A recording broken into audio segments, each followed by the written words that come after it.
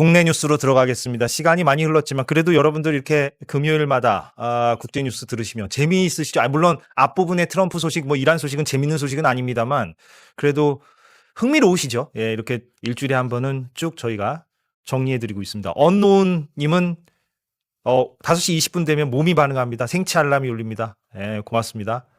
인출정님, 예, 간만에 일찍 접해서 너무 기쁩니다. 이봉우님, 박형광 기자님, 조윤주 외신캐스터님, 거기에 예, 뭐 저에 대한 칭찬을 이재동 앵커님, 그 앞에 뭐가 있는데 수식어가 그거 빼고 뭔가요? 잘생긴 아니요. 5분 자기님들 환영합니다. 동접 10만을 위해 우리 모두 가봅시다. 예, 감사합니다. 않습니다. 예, 불가능한 수인 것 같습니다. 자, 가겠는데요. 시간이 흘러서 짤막짤막하게 제가 잠깐만 좀 단신 형태로 소개해드리자면 먼저 코스피. 저희 제작진이 오늘 고생 많이 했는데 그래픽을 많이 만든다고 7,498로 마감했고요. 예, 종가 기준 사상 최고치를 갈아치웠다는 소식이 오늘 또 전해졌습니다. 여기까지 하겠습니다. 이건 바로 넘어가면 될 것 같고요. 하나 더. 요거 하나 해볼까요?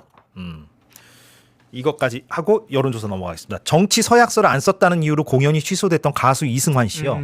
구미 씨를 상대로 손해배상 소송을 제기했거든요. 이겼습니다. 그래서 1심에서 서울중앙지법이 판단했는데 3,500만 원을 구미 씨가 이승환 씨한테 줘라. 그리고 구미 씨가 이승환 씨의 소속사 드림팩토리에는 7,500만 원 그리고 공연을 예매한 관객 100명에게는 각각 15만 원을 배상하라고 오늘 서울중앙지법 민사 913 단독 여기서 판단을 했습니다. 그때 구미 씨가 언제냐면 2024년 12월 25일이니까 내란 발발 이후입니다. 구미 문화예술회관 공연장에서 이제 열릴 예정이었고 다 뭐 사람들 예매하고 그랬어요. 이제 열려야 되는데 3, 4일 전에 이틀 전에 취소했군요. 예, 이틀 전에 취소했는데 그 이유가 이승환 씨가 정치적 선동 등의 언행을 하지 않겠다는 서약서를 써야 한다. 뭐 이런 식으로. 다시 들어도 황당합니다. 북한도 아니고. 아유. 여기 조금 아쉬운 게 구미 시장한테 개인적으로도 손해배상 청구 소송을 같이 한 거거든요. 네. 근데 구미 시장 개인의 손해배상 책임을 인정하지 않았어요. 그리고 그 구미 시장이 이번에도 출마를 합니다. 그런데 뭐 구미니까 뭐 당선 가능성이 뭐 높다고 보는 게 현실이긴 현실이죠. 예, 이렇게 제가 단신 전해드리겠고 제가 또 제 말이 길어집니다만 그래도 속도감 있게 여론조사로 또 뚜껑을 열겠습니다. 그리고 이봉우, 박형광 두 사람의 말을 많이 들을게요, 제가.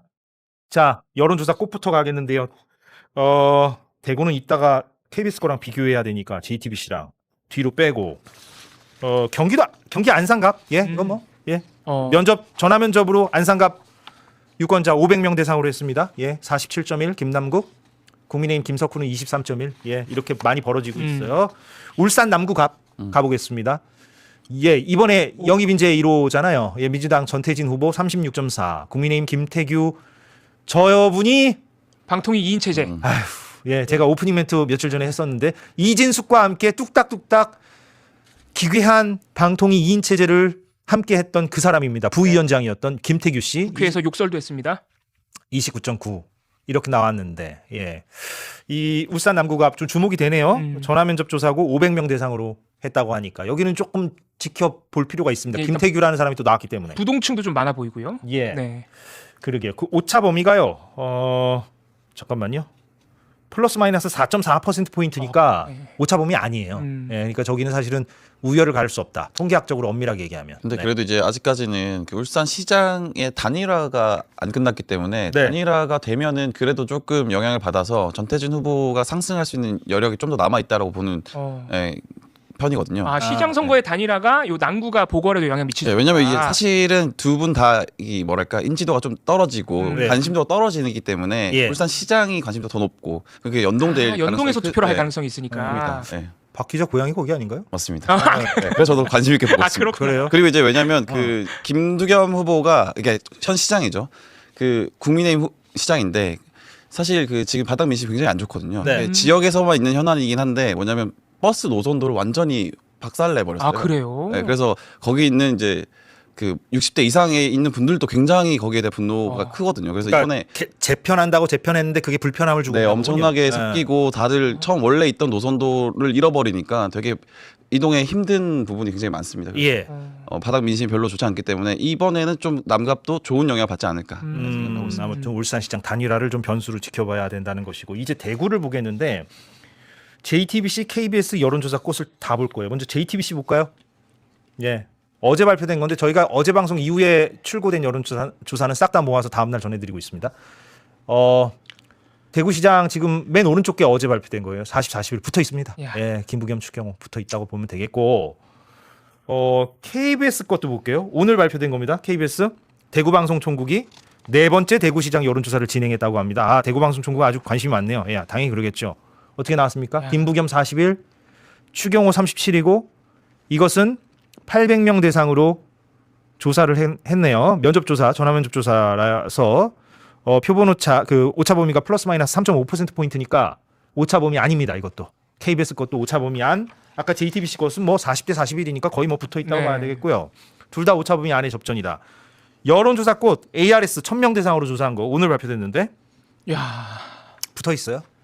예, 그러니까 대구는 뭐 언론사 뭐 따질 것도 없이 김부겸, 추경호 붙어 있다. 초접전이네요. 어떻게 될까요?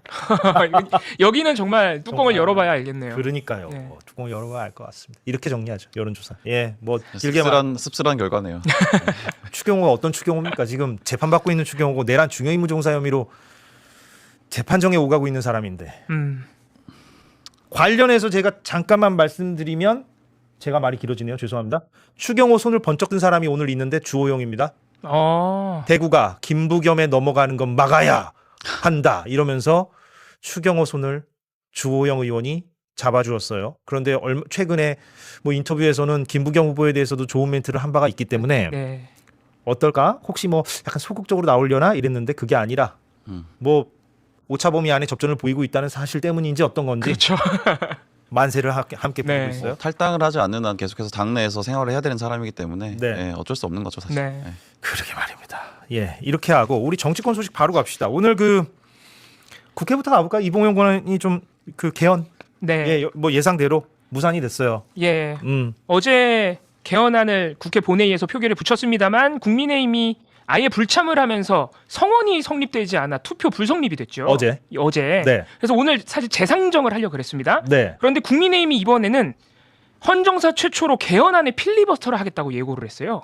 상정하면 필리버스터 하겠다. 예, 상정하면 하겠다. 네. 이렇게 돼버리니까 그러면 또 이게 하루 이틀 시간이 지연되면 사실 어차피 지방선거 때 동시 국민투표는 못하게 됩니다. 네. 그래서 이렇게 현실적으로 어렵게 되다 보니 결국에는 우원식 국회의장이 재상정을 포기했습니다. 네. 그래서 아예 표결이 안 됐고 재상정 포기를 선언하는 우원식 의장이 울분과 눈물을 보이기도 했습니다. 예, 저희가 육성 준비했습니다. 국회로 가보겠습니다. 여야 합의로 한 건데 필리버스로 막습니까?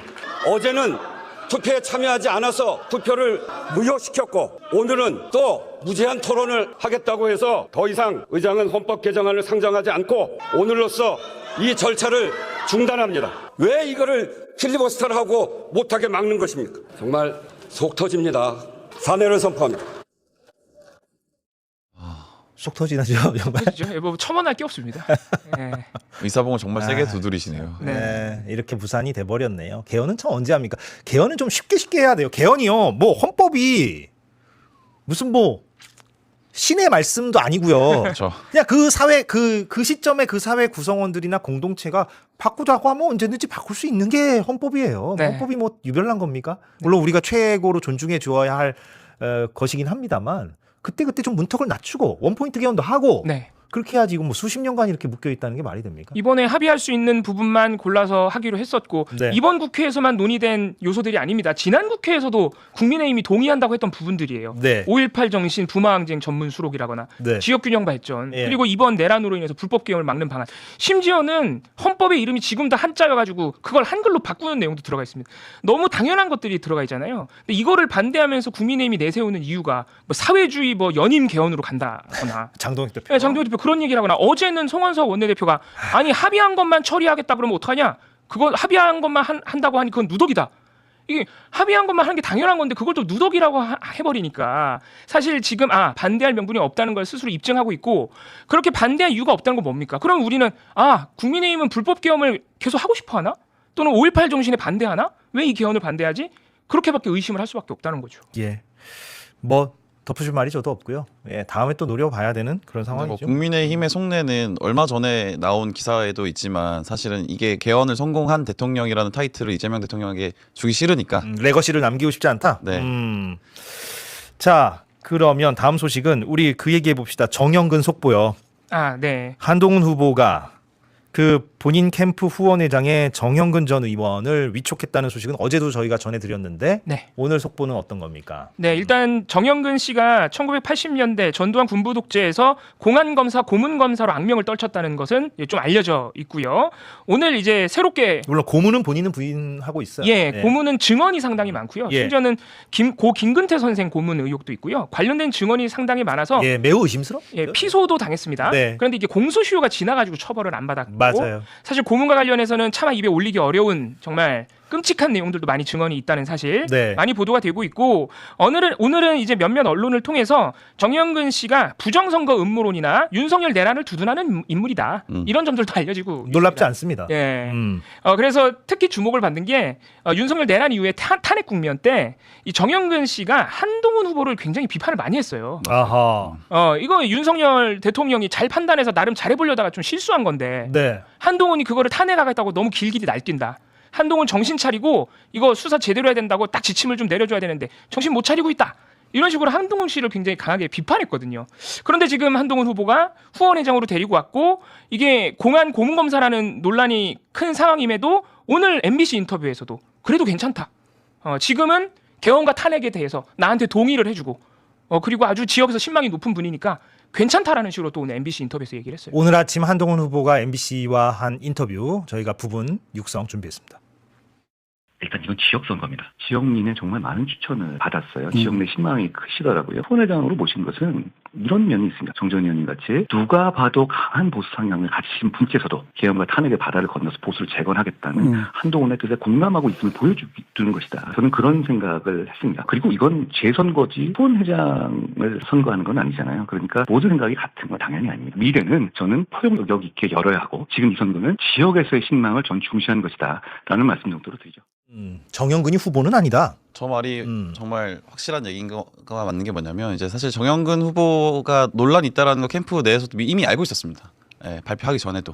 그리고 저러한 논란이 있다는 것도 알고 있었고 정영근 유명하죠, 뭐 다 알죠, 뭐. 예, 그럼에도 한동훈 캠프 측에서 약간 설득을 해서 데리고 왔다라는 거예요. 예. 그 이유가 사실은 이제 정영근 전 의원이 북구 강서에서 3선을 내리한 의원이거든요. 예.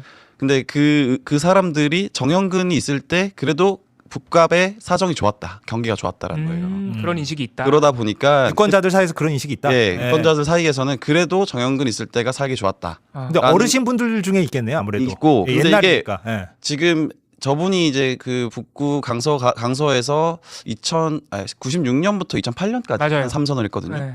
근데 왜 지금까지 그 정서가 남아 있느냐? 이제 북구갑이라는 곳이 굉장히 섬 같은 곳입니다. 앞에 어허. 낙동강이 흐르고 뒤에 산이 있기 때문에 이게, 배산 임수 형태. 예, 이게 이동이 거의 없는 곳이에요. 그러다 보니까 이 인구 구조 자체가 왜 그 신혼부부 그리고 중간층이 없고 약간 노인 가구가 굉장히 많은.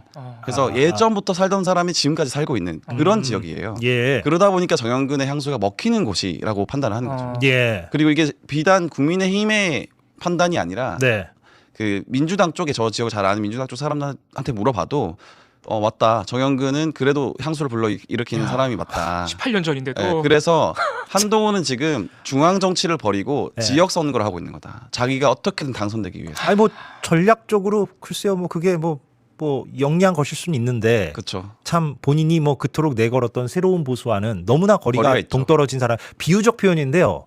이건 그 정영근은 한국의 메카시 같은 존재예요. 예, 그러니까 김대중, 노무현, 빨갱이라고 하고 막 맞습니다. 이렇게 했던 그런 인물이에요. 비유하자면. 색깔론을 엄청나게 주창했던 사람이죠. 네. 정영근 씨가 국회에 있을 때 국회의원 할 때 국회에서도 민주당의 간첩이 있다라는 말을 공공연히 했던 사람입니다.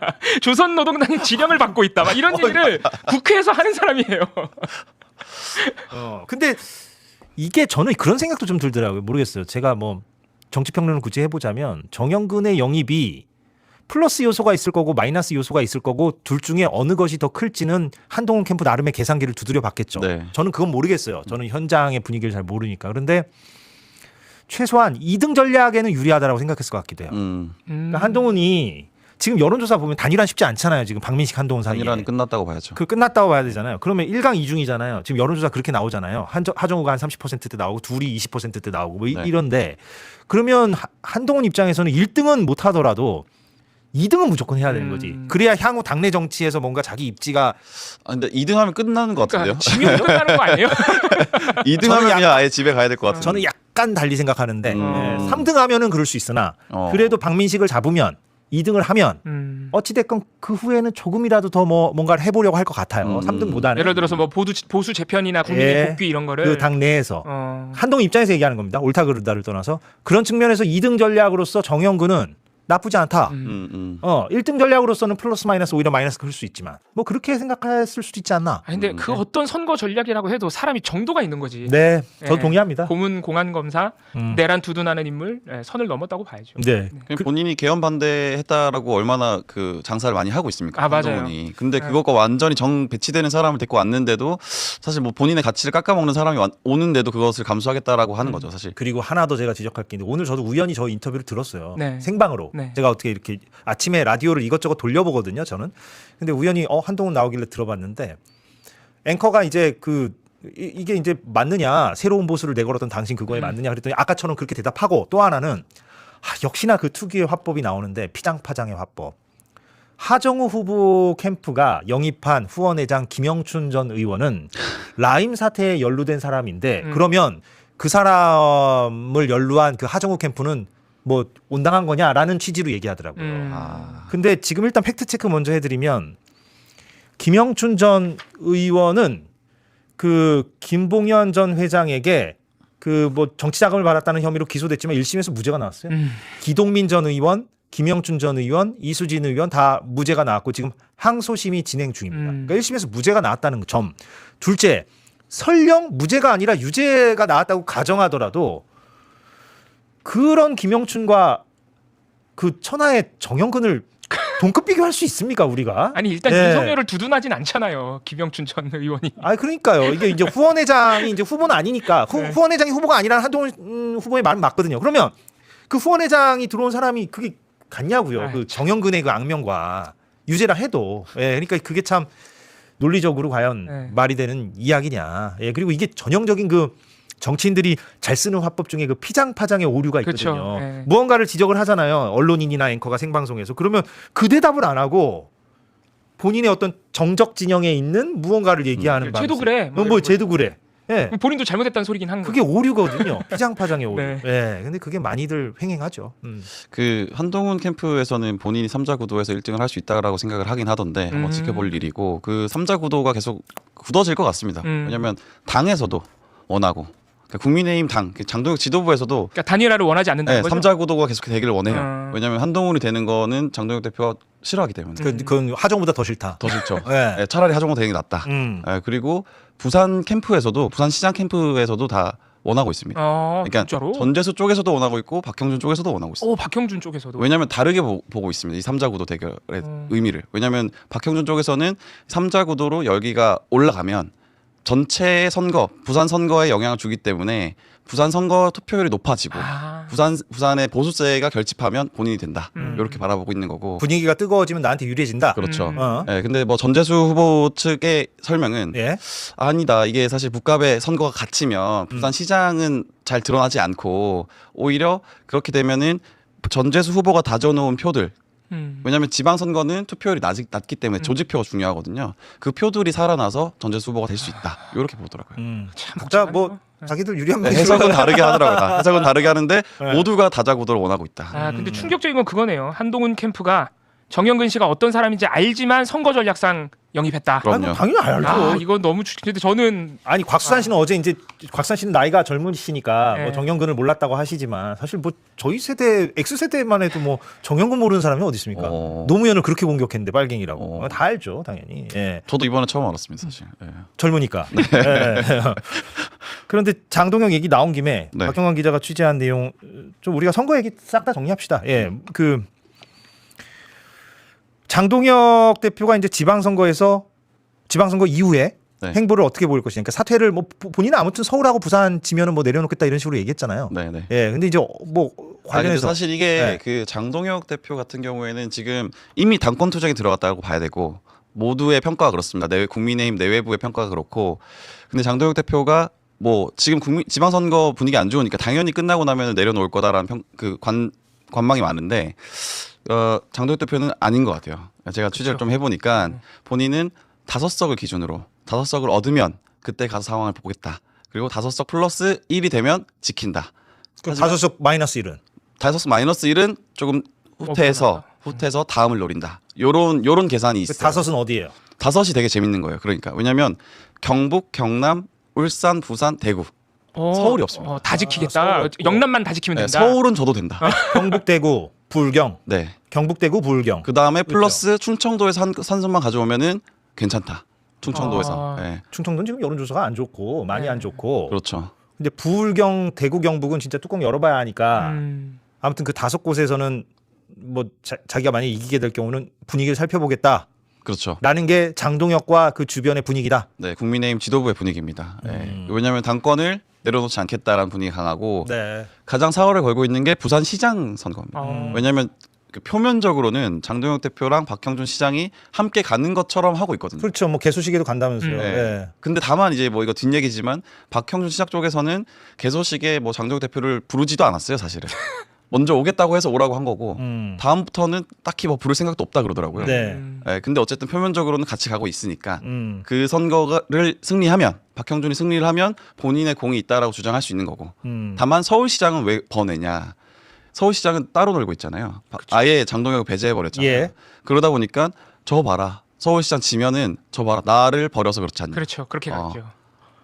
내가 도와줬으면 서울시장이 이겼을 수도 있다.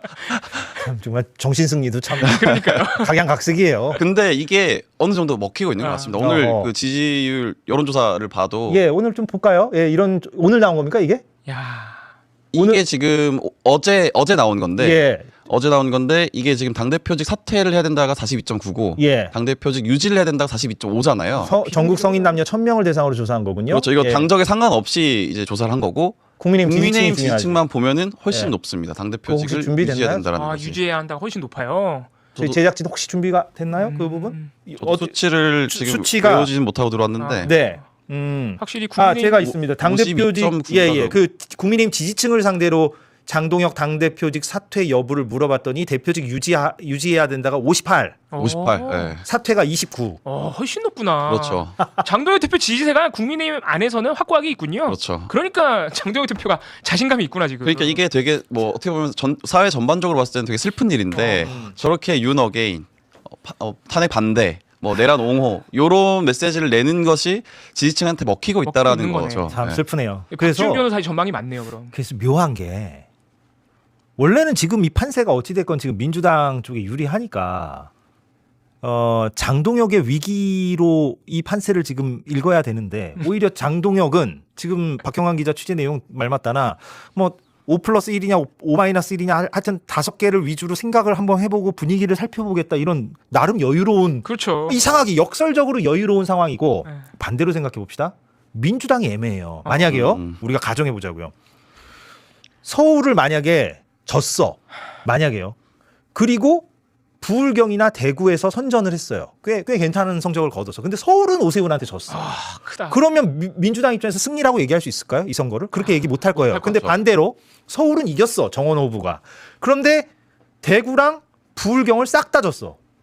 야, 그것도 좀 애매해요. 승리라고 외치기가 조금 애매해요. 그러니까 네. 오히려 애매한 게 민주당이 돼버리는 이상한 역설적인 그 상황이라니까 지금. 좀 그러냐. 그렇죠. 네. 네, 이상하죠. 선거는 뭐 민주당 압도적인 그러니까 생각지도 않게, 그러니까 지금 민주당 강세가 워낙 견고하다 보니 상수처럼 되니까 생각지도 않게 부울경에서마저 이게 격전지 접전이 벌어져 버리다 보니까 원래는 안 그랬는데. 네. 그래서 이제는 부울경까지도 마치 이겨야 될 것처럼 분위기가 형성돼 버린 게. 그러니까요. 정청래 대표로서는 좀 난감하겠네요. 그러니까요. 네. 예. 어쩌면 선거라는 것이 막판에 가면 갈수록 접전이 될 수밖에 없는 거기 때문에 사실 총력전을 해야죠. 고개를 먼저 들면 안 되고 총력전을 해야 되고. 근데 서울시장 같은 경우에도 사실 뭐랄까 이 지금 계속 붙고 있잖아요. 네. 그래서 저도 분위기를 좀 살펴보니까 아직 물론 끝날까지 모르겠어요. 맞아요. 서울도. 물론 낙관은 아니지만 네. 그래도 그런 얘기는 하더라고요. 그러니까 지금쯤이면 원래 한 5, 6% 정도 내외로 붙을 줄 알았다. 예, 근데 지금 한 그래도 10% 정도 차이가 나니까 10%포인트 정도 차이가 나니까 한 자릿수도 있던데. 맞아요. 네. 한 자릿수도 있어요. 있어요. 그런 것도 예. 있어요. 예, 근데 왜 그렇게 사실 더 접전이 될 거라고 생각했는데 정원호 후보 입장에서 네. 예. 예상을 그렇게 했대요. 애초에. 예, 근데 지금 그렇지 않은 이유가 사실 서울시장 선거에 별로 그렇게 큰 관심이 없는 것 같아 사람들. 다른 선거에 좀 밀려서 워낙에 평택이 뜨겁고 부산 북갑이 그렇습니다. 뜨겁고 하니까 네. 그런 측면도 있네. 그런 측면도 아, 있는 것 같다. 그래서 아직 낙관할 수는 없지만 그래도 분위기가 나쁘지 않다. 그게 그게 더 더- 붙을 거다. 그게 정원호 캠프의 진단입니까? 네. 아, 더 붙을 거고 붙어도 예상했던 바다. 네. 원래 5% 내외로 접전이 있을 거다. 네. 그렇죠. 서울은 또 경기랑 다르니까. 맞습니다. 예, 그리고 오세훈의 중량감은 무시 못하고요. 네. 사실은. 예, 맞아요. 한강버스랑 광화문 감사의 정원은 근데 너무 지금 또 조용해요.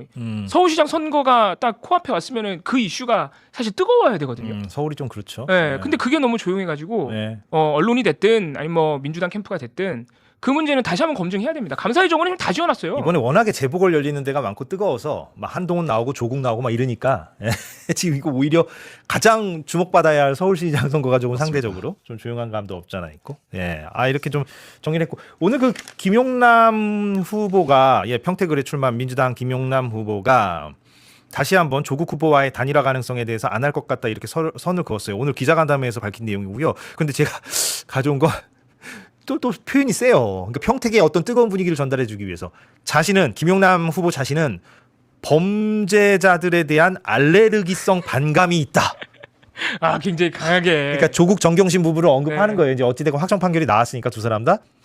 그래서 이런 표현까지 썼어요. 김용남 후보 이런 표현 쓰면서 단일화 없다. 아, 굉장히 뜨겁다. 평택도 그렇죠. 그냥 5파전으로 갈 것 같아요. 5파전은 갈 것 같습니다. 그쵸? 실제로 5파전은 갈 것 같고 예. 왜냐하면 국민의힘 후보, 그러니까 유이동 후보랑 황교안 후보가 아마 단일화가 안 될 것 같아요. 그래요. 그러니까 황교안 후보가 유이동 후보한테 연락을 해서 네. 단일화하자고 제안을 했대요. 예. 실제로. 근데 답이 안 온다.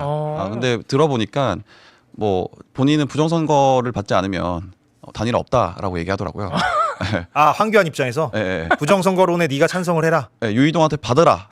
그 유희동이 어떻게 봤어요? 그러니까 거기는 안 될 것 같고 제가 봤을 때는. 이거 너무 웃긴다. 예, 그 황교안 대표가 저한테 직접 얘기해 근데 준. 이제 진보당이 네. 어떻게 될지가 좀 가장 궁금해요.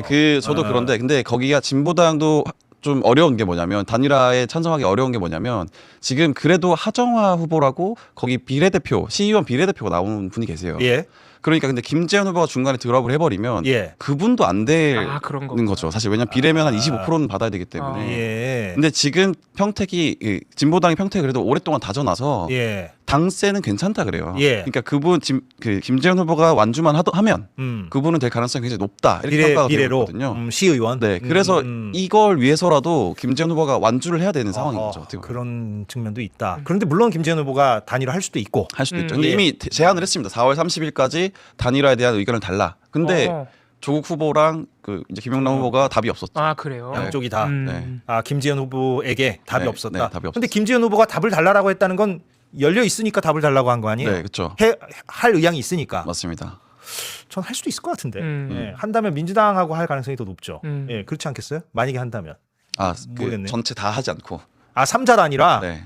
원래는 3자 단일화는 단일화를 지금 건데. 뭐 조국 김용남 사이가 워낙에 지금 틀어져서 쉽지 않지 않을까요? 맞습니다. 모르겠네요, 저도. 예. 저는 형태는 좀 모르겠어요. 걱정이 되는 게 엄청난 진흙탕 싸움이 될 것 같다라는 느낌이 좀 듭니다. 음. 양쪽의 얘기를 다 들어보면은. 그러게요. 아우, 예, 빡빡하게 지금 저희가 정리해드리고 있는데 이봉용 의원이 가져온 게 많은데, 어떡하죠? 근데 저희가 잠깐 육성 하나를 좀 듣고 와서 오늘 어버이날이니까 대통령이 눈물을 흘렸다고 하죠. 어버이날 경축 행사가 기념식이 있었어요. 서울 중구 대한상공회의소에서 오늘 열렸는데 잠깐 보고 오겠습니다. 우리 국민주권정부는 지역사회 통합 돌봄, 치매 안심재산 관리 서비스, 역대 최대 규모인 115만 개의 노인 일자리, 불합리한 연금제도 개선 등 건강하고 활기찬 노후를 보장할 제도적 방안들을 열심히 마련하고 있습니다. 그것이 우리네 어머님, 아버님들의 노고에 보답할 최고의 효도라고 믿습니다. 오늘 이 자리에 국민의 생명을 지키다 우리 곁을 떠난 순직 공무원들의 부모님들께서 함께하고 계십니다. 사랑하는 자식을 먼저 떠나보내야 했던 그 슬픔 앞에서 어떤 말로도 위로를 다할 수 없음을 잘 압니다. 가장 위험한 현장에서 마지막까지 소임을 다했을 그 젊은 청년들의 숭고한 희생을 무겁게 기억하겠습니다. 부모님들께 건강과 평안이 함께하기를 기원합니다. 고맙습니다. 되게 이례적인 모습이에요. 이재명 대통령이 워낙에 그 국무회의나 이런 거 보면은 따박따박 지적하고 막 냉정하죠. 예, 칼 같잖아요. 근데 저렇게 예, 이렇게 목소리 떨리고 이런 게 굉장히 잘 드문 장면이에요. 네. 이재명 대통령이라는 한 개인으로 봐도 그렇죠? 오늘 어버이날 행사에 대통령 부부가 참석한 것 자체가 처음이고요. 예. 그리고 요 이제 축사를 하기 전에 그 순직한 소방관들 이 어머니 아버지한테 카네이션을 직접 달아드리면서 이미 이재명 대통령 눈물이 터졌어요. 그리고 이제 축사를 하는 과정에서 이제 그분들이 앞에 있고 유족분들이 있고 그리고 그 축사를 읽으면서 한 번 더 언급이 되다 보니까 네. 대통령이 이제 감정이 북받친 것 같습니다. 그러니까요. 순직 공무원을 둔 부모님들이 초대됐거든요. 네. 예, 그러니까 저렇게 눈물을 흘렸는데 순직한 또 다른 사람이 있죠. 최혜병. 예. 참 우연찮게도 오늘 대통령이 눈물을 흘린 내용도 그런 내용이고 네. 순직한 최혜병에 대해서 참 많은 책임이 있다라고 우리가 늘상 비판했었던 네. 임성근 전 사단장 오늘 1심 선고가 나왔어요. 네, 임성근 전 사단장의 2023년 7월 19일 최상병 순직에 대한 책임과 관련된 첫 번째 사법적 판단이 나왔습니다. 그러니까요. 3년 만에 임성근 사단장을 재판장에 세워서 결과를 받게 됐고요. 오늘 서울중앙지법 형사합의 22부 조영우 재판부가 징역 3년을 선고했습니다. 네. 네, 업무상 과실치사 혐의와 군형법상 명령 위반 혐의를 모두 인정했습니다. 특히 최상병 순직의 직접적 원인이 임성근 사단장의 무리한 수중수색임을 모두 인정했습니다. 아하, 예. 특검이 제기한 여러 가지 정황들 부하들을 질책하고 실종자를 발견한 다른 보병부대랑 막 비교해가면서 질책하고 네. 가슴장화 준비하라고 지시하고 쑤셔보라. 네 찔러보라. 그리고 결정적인 게 그거죠. 내려가서 바둑판식으로 찔러가면서 수색해보라. 그러니까요. 이거는 분명한 수중수색 지시라고 인정을 했습니다. 네. 그리고 원래 이렇게 위험이 충분히 예견된 막 폭우가 내리고 있고 급류가 빠른 게 눈에 보이는 현장에서 지휘관들은 당연히 주변이 안전한지 점검, 정찰을 해야 되는데 아예 그거를 배제하라고 그리고 수중수색부터 하라고 체근을 하지 않았느냐. 이런 부분들을 모두 재판부가 인정을 했고요. 특히 임성근 사단장을 굉장히 강하게 질타를 했습니다. 특히 이제 눈에 띄는 부분이 이런 부분인데 피고인이 물에 들어가지 말라고 단 한마디만 했어도 순직은 발생하지 않았을 것이다. 예. 구명조끼를 준비하라고 단 한마디만 했어도 최상병을 구할 수 있었을 것이다. 판사 이름이 뭡니까? 조형우 재판부입니다. 예. 그리고 또 한 가지는 유가족과 국민들을 기만한 부분도 강하게 질타했습니다. 그게 크죠. 예. 네. 임성근 씨가 2024년 12월에 유족에게 부모님에게 이메일과 문자 메시지를 반복적으로 보냈는데 그 내용이 뭐냐면 수중수색 지시는 내가 안 하고 현장 지휘관인 이용민 대대장이 했습니다라는 내용이에요. 이거를 반복해서 보냈거든요. 재판부가 오늘 이 부분을 지적을 하면서 오랜 재판 경력에서 내가 이런 사람을 본 적이 없다. 어떻게 가해자가 피해자에게 이런 메시지를 보냈느냐. 피해자의 고통을 가중시켰고 피고인은 처벌받아도 억울함이 없다. 예. 라고 비판했습니다. 아니 그런데 이제 감사하네요. 예, 네. 아주 좋은 지적들을 판사가 했는데 그 최혜병의 어머니는 재판이 끝나고 나서 형량에 실망했다. 네, 3년이라서. 3년이라는 게 너무 가벼운 게 아니냐. 그래서 형량에 너무 실망스럽다라는 입장을 취재진에게 밝혔다는 점은 제가 첨부해 드리겠습니다. 그리고 임성근 씨는 지금 이미 구속 수감돼 있기 때문에 네. 감옥 생활을 하고 있습니다. 그리고 3년이 선고됐고 항소심에 아마 가겠죠. 예. 이렇게 오늘 뉴스 정리하겠고 무아리님은 자주 들어오시는 분이죠. 어버이날인데 이 댓글은 좀 읽고 마무리해야 되겠네요. 자폐 스펙트럼 장애가 있는 둘째 아들에게 손으로 꼭꼭 눌러 쓴 최고의 부모님상이라는 종이 트로피를 선물 받았어요. 선생님이 도움을 주셨겠지만 말을 하지 못하는 그 아이에게 처음 받은 어버이날 선물이었습니다. 예. 무아리님. 축하드립니다. 뭉클하네요. 축하드립니다. 네. 축하드립니다. 저희 제작진이 또 이걸 잘 포착해서 마지막에 이렇게 달아주었네요. 고맙습니다. 주기자 라이브 이어집니다. 계속해서 시청해 주시기 바라고요. 박형광 기자 한 주 동안 고생했고 다음 주에도 좀 선거니까 계속 달려야죠. 네. 취재 열심히 하시고 이봉영 의원도 월요일에 또 보자고요. 여기서 인사드리겠습니다. 고맙습니다. 네, 고맙습니다.